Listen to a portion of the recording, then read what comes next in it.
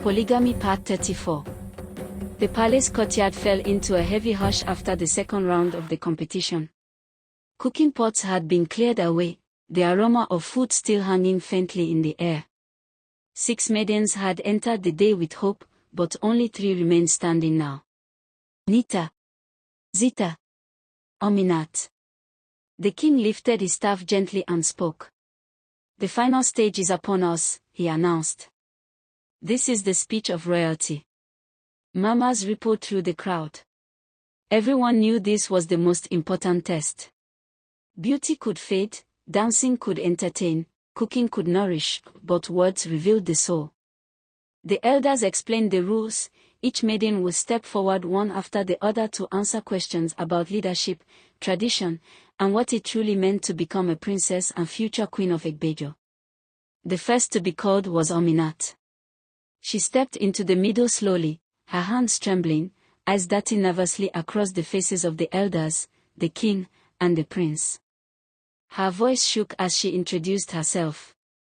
"My name is Ominat, daughter of..." Her words trailed off briefly before she steadied herself. An elder leaned forward. "Ominat," he said calmly, "why do you want to become the princess and future queen of this kingdom?" The silence pressed heavily on her. She swallowed hard, her knees visibly shaking. I want to be the princess," she began, stammering, "because my mother and my father said I should." A few murmurs passed through the crowd. She rushed on nervously. And because I am beautiful too." Her voice cracked at the end. The elders exchanged glances, disappointed, restrained, but unmistakable. One of them sighed quietly and waved his hand gently. "You may step aside and take your seat." Ominat bowed hurriedly and walked away, her shoulders slumped. Without words, everyone understood, she had failed the moment. The second name echoed through the courtyard. Zita Odom Ibiku. Zita stepped forward confidently. Her posture was straight, her expression calm, her eyes steady. She greeted the elders respectfully before standing tall in the center. The same elder spoke again. "Zita Odom Ibiku, why do you want to become the princess and future queen of Egbejo?" Zita smiled softly before answering. "I want to become the princess and future queen of this great kingdom because I understand the dynamics of royalty," she said clearly. "Leadership is not about pride or power, it is about service." The elders leaned in slightly. "I am humble, caring, and calm," she continued. "I believe a queen must rule with love, compassion, and wisdom. I am ready to learn, ready to serve, and ready to place the needs of the people above my own." A ripple of approval spread through the courtyard. Heads nodded. Some elders whispered to one another. Even the king's face softened. "She speaks well," someone murmured. By the time Zita stepped aside, the air was thick with quiet confidence. Many had already begun to believe the decision was clear.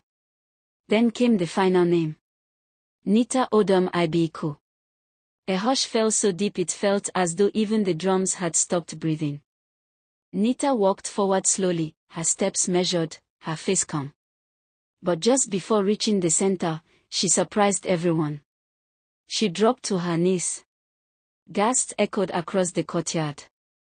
With her head bowed low, she greeted the king, the elders, and the palace cabinet with deep respect and humility. She held the position longer than necessary, deliberate, calculated. Whispers erupted. "Wow! She is very humble. She understands royalty."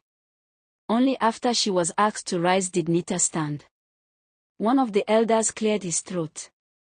"Nita Ibiku," he asked, "why do you want to become the princess of Egbejo and the future queen?" Nita smiled, slow, confident, and began to walk gently as she spoke, as though she already owned the ground beneath her feet.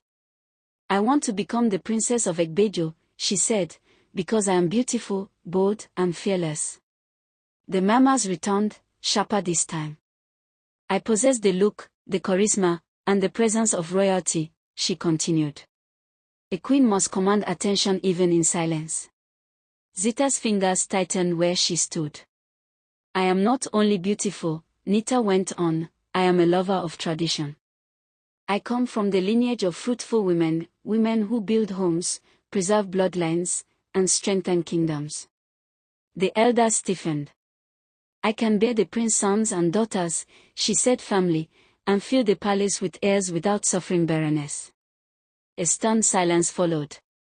And above all, Nita concluded, her voice smooth and assured, I know what it takes to make a man happy and fulfilled.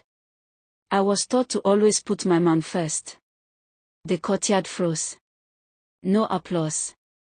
No murmurs. Only confusion. The elders exchanged troubled glances. The king shifted slightly on his throne. The prince's expression darkened, unreadable. After a tense pause, the chief elder stood. Aminat is hereby disqualified, he announced. Aminat bowed quietly and stepped back. Only two remain now. Nita and Zita. Two sisters. Two paths. Two very different visions of royalty. The elders leaned together, whispering urgently.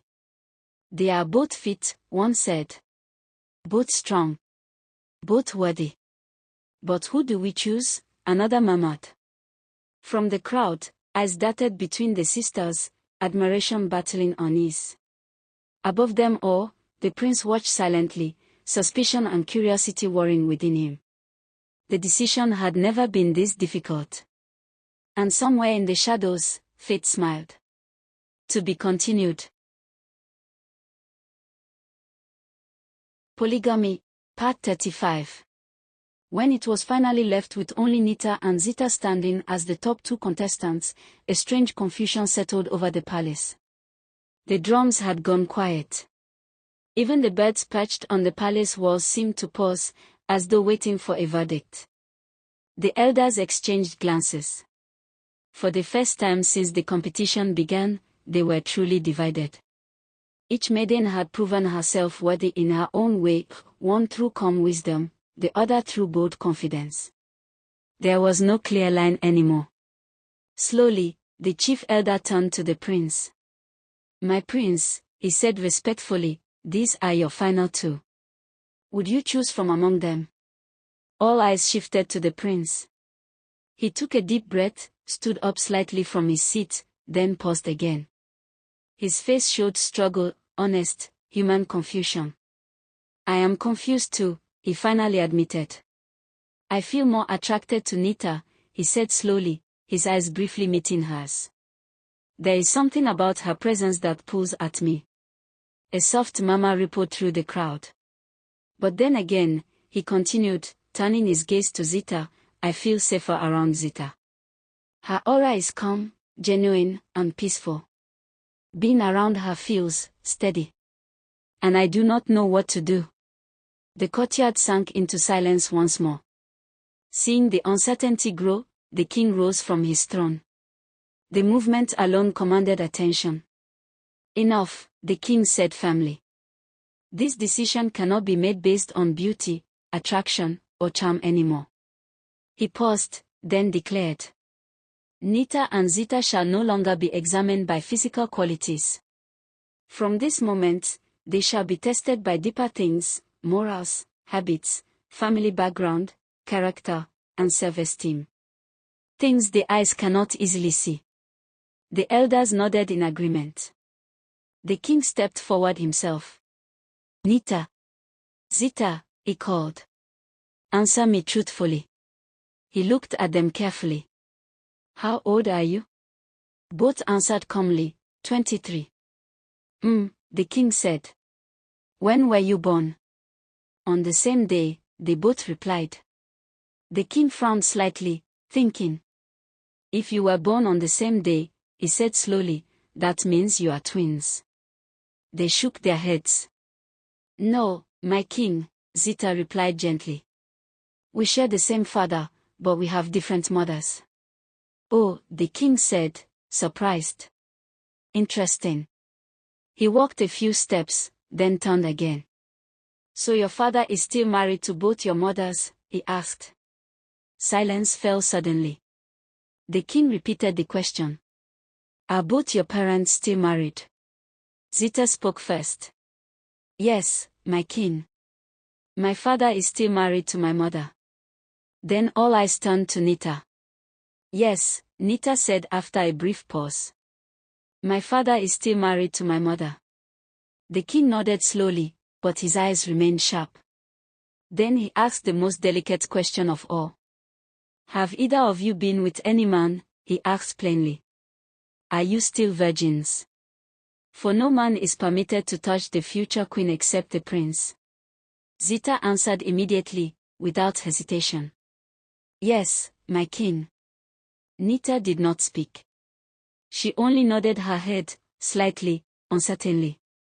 The king's brows tightened.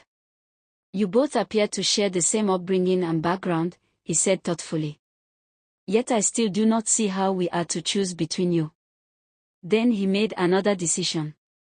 Nita and Zita Odom Ibiku, he announced, your parents must appear before me. Zita nodded calmly. But Nita's face changed. My king, she said quickly, her voice shaking just a little, my mother is not available at the moment. She will not be available for another 4 to 5 years, unless by the pardon of the king. The palace stirred. The king looked sharply at her. Why?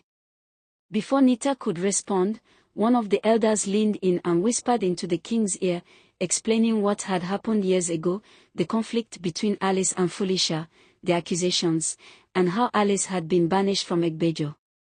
The king straightened slowly after hearing this. He took a deep breath. Nita, he said calmly but firmly, you said both your parents are still married. Yet I have just been told your mother is nowhere to be found. The tension thickened. Nita panicked but tried to steady herself. My king, she replied quickly, my father never divorced my mother. He never returned her bride price. She was only sent away for a few years. The king stared at her, silent, weighing her words. Around them, the elders watched closely. Zita stood quietly, her face unreadable. And somewhere far away, a hidden presence listened. The truth was getting closer. To be continued.